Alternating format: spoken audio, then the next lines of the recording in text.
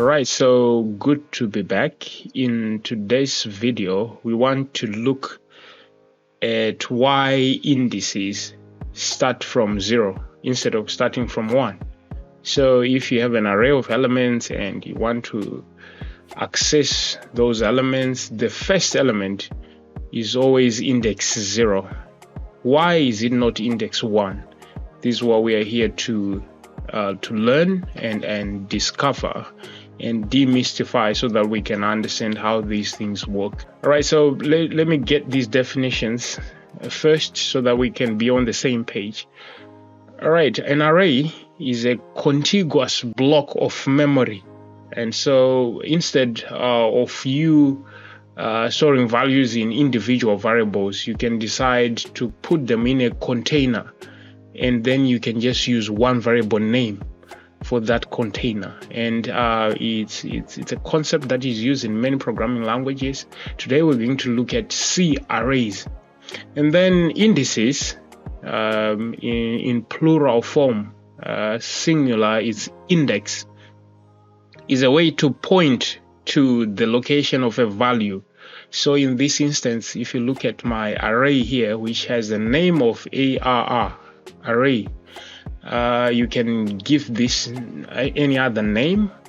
10 is on position 0, 20 is on position 1, 48 is on position 2. And if we want to access these values, we can use the notation array square bracket and then index. So I can put 3 here, and obviously it will point to 56. If I put another number which is within these bounds, obviously it's going to return the value at that particular position. That's how arrays work. And so the question is, why are we starting counting from 0, not from 1? All right, so like I said, an array is a contiguous block of memory that these values have to come one after another like this. When you have that, when you start talking about memory, you want to bring the idea of an address, obviously, because we can address the memory. This is why we can be able to store these values.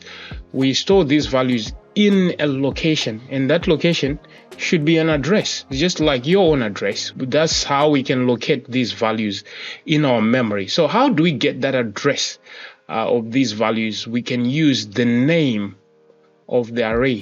Happens to be to give us an address to the first element, by the way. So let's see how we can get the address. So I had already created a file called indices .c, and then I created our array here. And so what I'm going to do is right here I want to printf %p. By the way, if you want to print the address of a variable, you have to use %p, which means pointer. So we want to point to a location.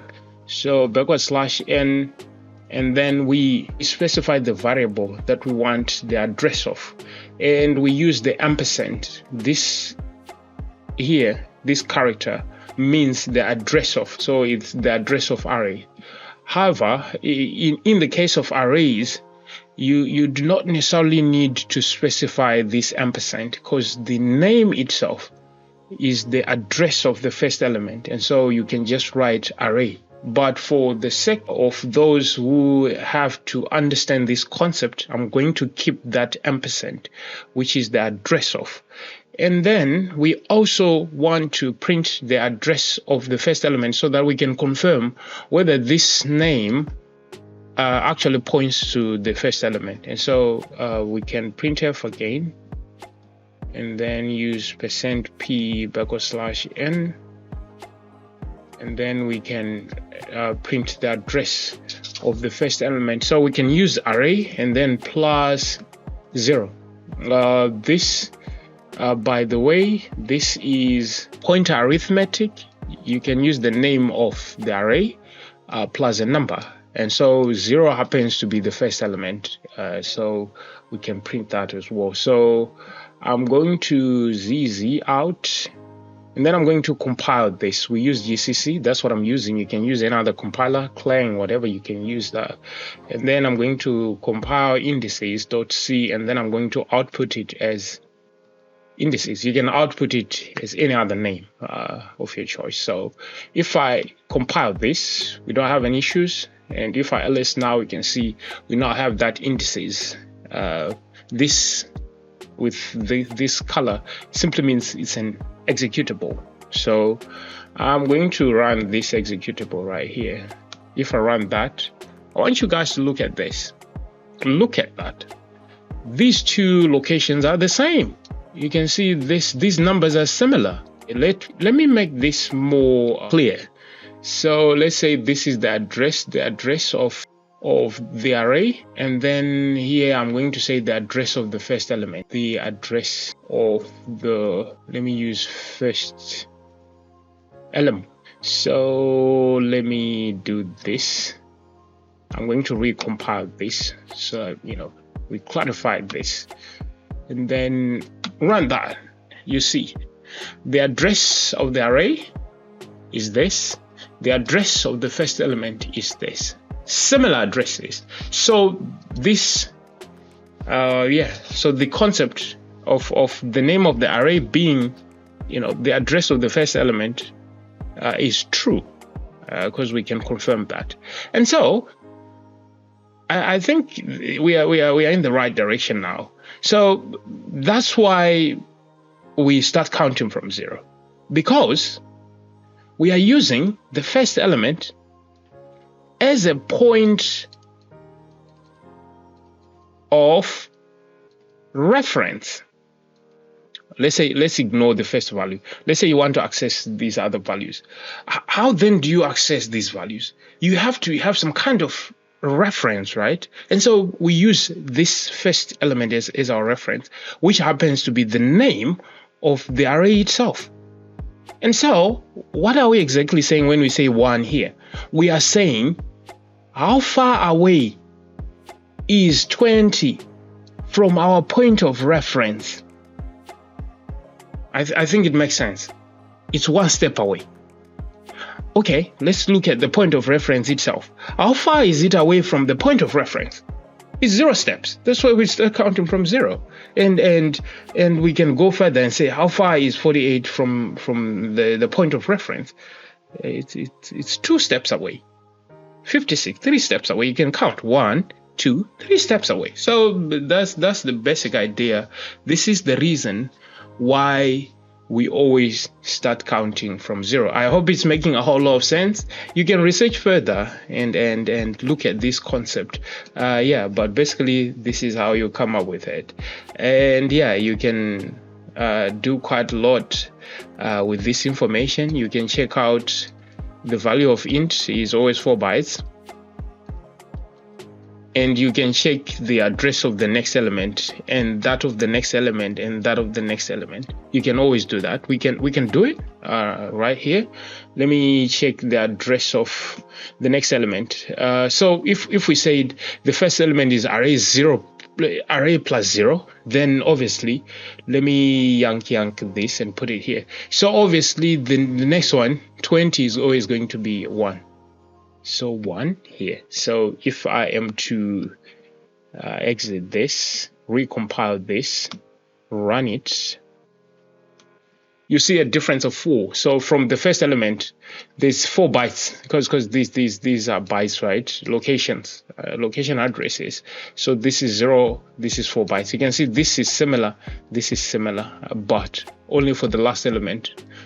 This last number, which is 4 bytes, and that justifies it because an integer is 4 bytes big. So this square here is 4 bytes, and so the next element will come after 4 bytes.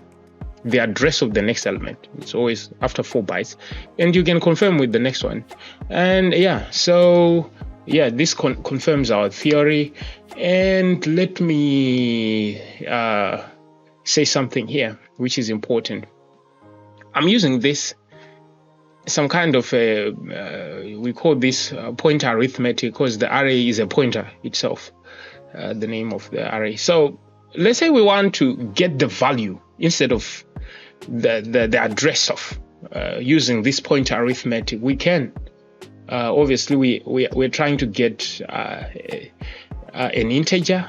That's what we have, right? In this array, we have integers. So we use %d, and then we're going to use this asterisk.